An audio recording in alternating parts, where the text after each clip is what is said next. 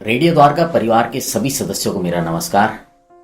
जब भी कोई परेशानी या समस्या आती है, हम लोग अलग अलग तरीके से रिएक्ट करते हैं।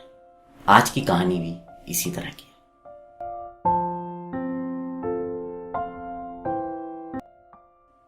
गांव में रहने वाले सेठ ने एक बार एक बहुत बड़ी नाव बनवाई, और वो नाव उसने इसलिए बनवाई थी ताकि वो समुद्र में अकेले जाकर सैर कर सके। एक बार छुट्टी के दिन सेठ ने सोचा कि आज मैं समुद्र में घूम के आता हूं, और वो अपनी नाव पे सवार होकर चल पड़ा। जब नाव समुद्र में काफी आगे पहुंच गई तो अचानक ही एक जोर का तूफान आया, और उस तूफान में वो नाव टूट गई और डूब गई। किसी तरह से बड़ी मुश्किल से सेठ एक नाव के तख्ते पर सहारे से एक टापू के किनारे पर पहुंचा, और वहां पहुंचकर जब उसने देखा तो उसे लगा कि इस टापू पर कोई नहीं है।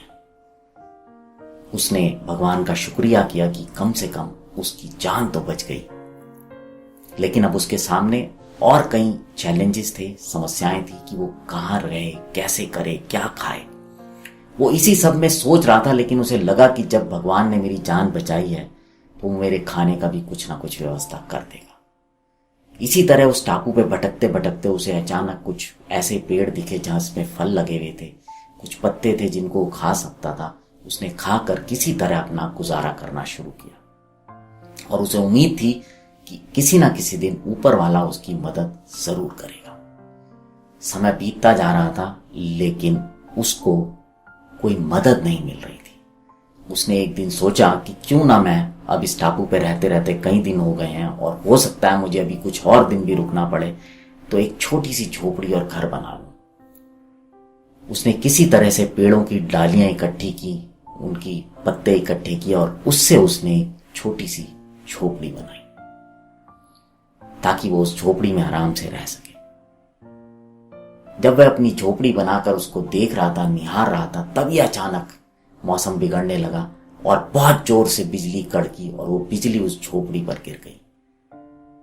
झोपड़ी पर बिजली गिरते ही उसमें आग लग गई।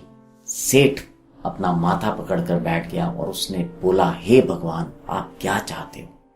मैंने इतनी मेहनत से ये झोपड़ी बनाई थी इसलिए कि शायद मैं यहाँ रुकूं, लेकिन आपने इसको भी जला दिया। सेठ बहुत दुखी हुआ और रोने लगा।